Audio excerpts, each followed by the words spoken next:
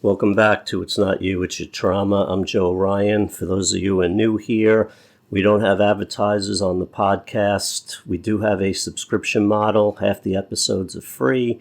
The other half are behind a paywall. You can subscribe to all episodes at either Apple Podcast or Spotify. I'm also a trauma inner work coach. If you're stuck, you're dealing with relationship issues, childhood issues, shame, panic, fear, addiction, you can book a free 30-minute session with me at my website, joeryan.com. All right, here we go.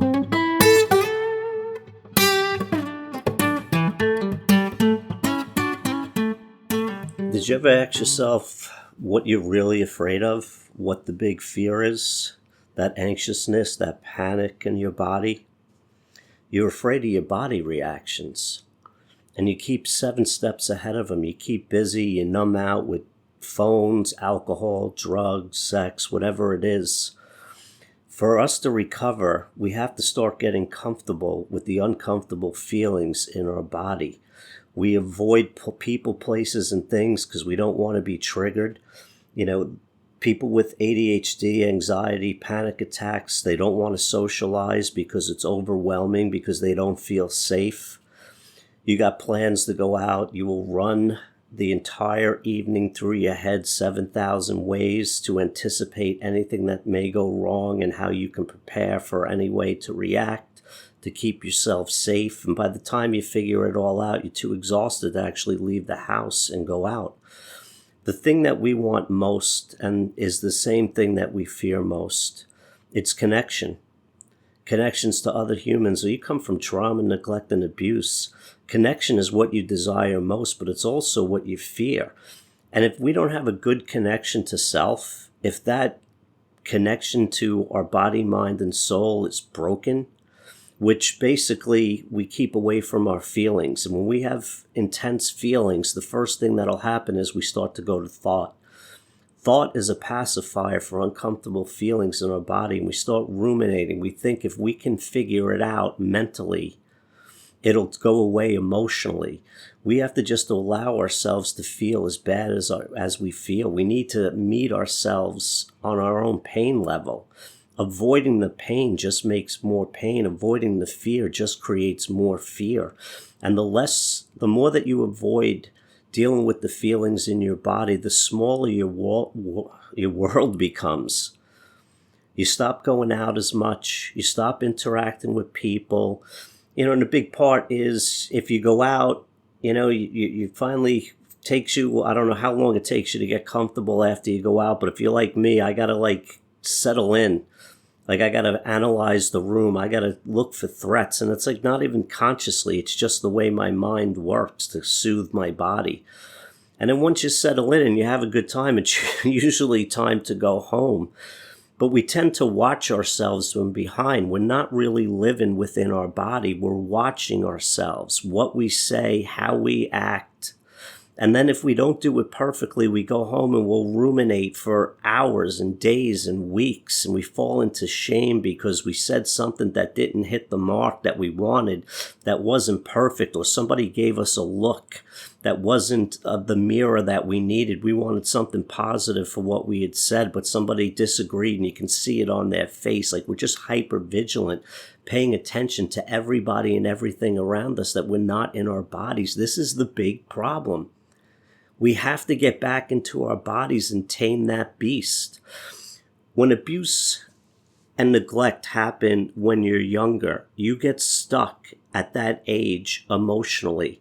There was nobody there for you to help you self-soothe or teach you how to do it. There was nobody you can go to with what was the feelings that were going on in your body. And then if you I'm lonely or I'm scared, and people are telling you, what do you got to be lonely about? There's nothing to be scared about. You're okay, now I can't trust my feelings.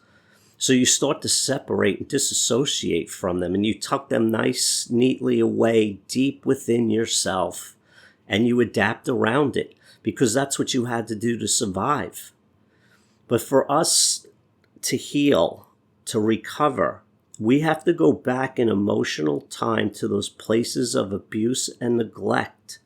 We have to do this as an adult. And the thing is, you put 20, 30, 40, 50 years in between the neglect and the abuse and where you are now that it's hard to remember exactly what it was like. We have to put ourselves back there, right? If you had a physically abusive parent, it was always the lead up until the punch or the slap or the hit or the belt or the rolling pin or whatever it was. Like, all fear lies in the wait, that terror that you had as a child of waiting to get beat is where we want to put ourselves. We want to get quiet, lay down, and start thinking about the bad things that happen to us and start to confront the feelings that come up, because you can't fix it if you don't know where it's broken. So you have to learn how to start sitting with your feelings. Put your phone away, close the lights, lay down, and close your eyes and just feel where the discomfort is in your body. And I can guarantee it's going to be somewhere in your belly. And the more that you start to do this work, the further up it starts to go. Like, mine moved up to the right side of my chest until it kind of finally dissipated out of me. I've sat with my feelings long enough. And here's the thing. When you start sitting with feelings, when you close your eyes and you lay down and it's dark and it's quiet and you start to feel what's going on in your body, your mind is going to start to just drift and start ruminate so that you don't feel. That's when you got to stop thinking and bring yourself back into your body. Pay attention to where the discomfort is. Start to breathe into it. The way we tame it is we have to start getting comfortable. It's exposure work. You have to expose yourself to the feelings that you fear so that you can overcome the fear. Why do you think so many people are addicts? It's to numb out, to not feel their body, to not be self-conscious, to have fake confidence, because you've satisfied your nervous system. You tampered it down. You tampered down your thoughts. When I drink or smoke weed or swallow pills or snort coke, it takes me out of my body. I'm high. I'm numb. It tampers down my nervous system. It stops my racing thoughts. And then I could just be. But we shouldn't need chemicals to do this. And here's the thing about addictions. They will all fail you at some point. Every addiction will fail. The relief that it gives you up front and for however long that relief lasts will slowly destroy your life. And the more that you numb out, the further away you're getting from the feelings, the less you're going to want to get into them, the more fear you're going to have of them. So you got to sit and be quiet. Just close your eyes and feel where the pain is in your body. It is your emotional child screaming at you to pay attention to him or her. It needs attention. Nobody gave it attention in childhood. You could not give it attention because you were in a fearful, chaotic environment that you had to abandon your body and get into your mind and be hypervigilant and pay attention to everything that was going on around you for safety. And those pathways are etched in your brain. We have to just get into it. I know this sucks. This is the worst part about it. But avoiding your feelings hasn't done anything positive for you. Has it? Have you felt better by avoiding it? Or have they just gotten worse? And I can tell you this, the older you get, when your metabolism starts to slow down and you are not as active as you used to be and you can't run the way you used to keep busy, those feelings are going to come up. If we create empty space, if we stop thinking, if we stop producing, if we stop creating projects and insanity and chaos in our life to keep ahead of our feelings, we're never going to heal. But when you make space, empty time, those feelings would start to come up. I say this all the time. Emotions are energy in motion. Those emotions that you had to repress are stored deep in your body and they need to come out. They are toxic. Dis-ease in your body, dis-ease in your body is destroying you mentally, physically, and emotionally. You got to get that poison out. You got to start paying attention to that emotional child that is absolutely terrified to go it alone. We have to bridge the gap between the outer adult and the inner child. And I used to hate the concept of the inner child. Like, it didn't make fucking sense to me. I thought it was a complete cop-out. But the more I've done this work, the more I realize that I'm an adult living with a child inside of me. And that child is in fear. And that fear is manifesting in guilt and shame and anxiousness and panic attacks. We have to get comfortable with what's going on in our body, bridging that gap, getting back in it. You've cut off these feelings and these emotions. You have disassociated from them. And for us to be whole and complete, we need to integrate them back in slowly. The analogy I give with my clients, and they fear this work. They come in and they all tell me the same thing, that they're going to lose their mind. They're going to get locked up, that they're going to fall into this mass depression and never get out of it. You will get out of it. You may be depressed and sad for a long time, but the feelings are in there, and the energy you use to keep away from it is just draining you. You have no spontaneity. You have no emotional freedom. You are a hostage to these feelings. So you got to get to know them. You got to get to understand them. Like, I have cleared out a lot of space, and it takes a while before something comes up in me. And when it comes up now, I'm grateful that it comes up, because it's just more opportunity for feeling. It's not like I want this to happen. It's not like I want to have to deal with what comes up, the fear, the anxiousness, the guilt, and the shame.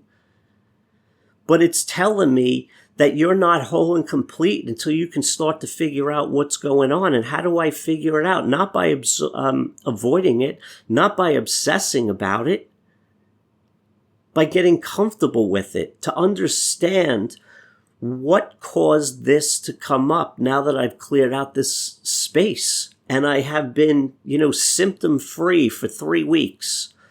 And then I have this thing coming up and my body starts to react negatively. Very familiar old feelings come up. And it makes me understand where the fear is coming from and why, because I'm paying attention to my body. But when at the beginning, you're just overrun with these feelings. They are screaming at you. Please fucking pay attention to me. I've been buried for so long that I need to have this release. And this is why getting in touch with your sadness and sobbing and crying and grieving and getting in touch with your anger, it's cathartic releases of energy. Got to get it out of you. And you're not going to be able to get it out of you until you start getting comfortable. The analogy I use with all of my clients is it's like going to the gym. You have not been in the gym in 30 years. You're not walking in and throwing 200 pounds on the bar and trying to bench it.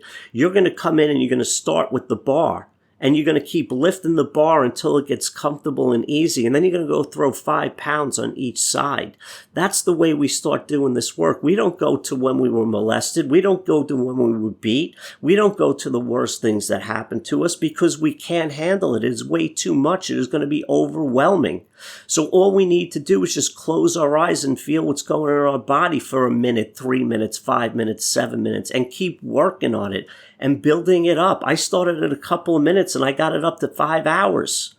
I mean, who the fuck wants to plan to make time to feel bad? We make plans to go out and enjoy our lives.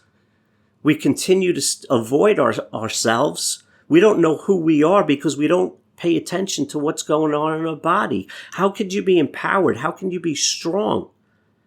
How can you be brave and courageous in this world if you don't even know what's going on in your body? You don't know who you are. You don't know what makes you tick. All you are is reactive based on what's happening in your body. And it's fear responses. These triggers are fear responses. So if you can understand what's broken and why, and get into the fear, like the fear that happens in my body, it doesn't really happen anymore, which is incredible. But it takes me over. And it paralyzes me. I can't move. I'm in just this shock of fear that making a move in any direction, I don't feel safe. So I got to sit with that. And I got to get comfortable. The goal for me was get comfortable enough with the shitty feelings that I can function when they arise. Not deny them, not put them away, but learn how to function when they're there. And this took me a while to get to that point. I just lost my best friend to colon cancer. I've been grieving like a motherfucker. And then I go for blood work and they tell me they think I have colon cancer. And it took me 3 months, 2.5 to 3 months to get in to get the test to find out that it was negative. I didn't crumble. I didn't sit in fear that I may die, that I may have to tell my kids that I'm not going to be here much longer, that I lost the best friend that I ever had, the only person that I felt like I was never alone in this world when I had met him, is gone, and now I'm back to feeling like I'm alone again. I'm still functioning, I'm still working, I'm still taking care of shit, and the only reason that all of this was possible because any one of those things would have fucking destroyed me. I was the guy that would get broken up with, and it would take me 18 months to resurface because I can't deal with loss. Because I didn't understand the feelings of it. The loss for me was the childhood stuff of being abandoned by parents. When I wasn't what they needed to be, when they were dysregulated and they needed a punching bag to take it out of. That's what loss was. It was me being transformed back to a 5-year-old, a 6-year-old, and a 7-year-old because I've never healed the feelings. I never dealt with them. I never looked at them. I just would sit here in like this paralyzed sadness and shame and not want to be seen by anybody because I was absolutely fucking miserable because I didn't understand what was going on with my body and why it was there. When I grieved this winter, when I lost my buddy, I spent 5 months in hospice watching this guy wither away to nothing. It was painful. It was brutal. And when he passed, I fell into this abyss. But I didn't drink it away. I didn't drug it away. I didn't sex it away. I sat in it and I tried to understand why this was so painful, why loss was so difficult. Because I've done so much work with sitting and getting comfortable with the shitty feelings in my body that I was able to stay in it and not mood alter and not numb out. To understand that loss for me represents that scared little child who had to do everything he possibly could to keep these giants who were raising me regulated so that they didn't get angry and fearful. I became a people pleaser. I kept doing and showing up just so that I could survive. And I wouldn't have known that if I mood altered through these feelings of grieving. But I understand what loss is for me now. It's about regrets on top of everything else from childhood.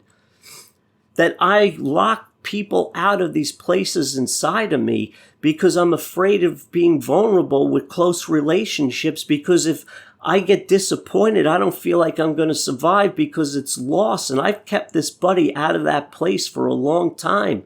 And he got in further than most people ever have.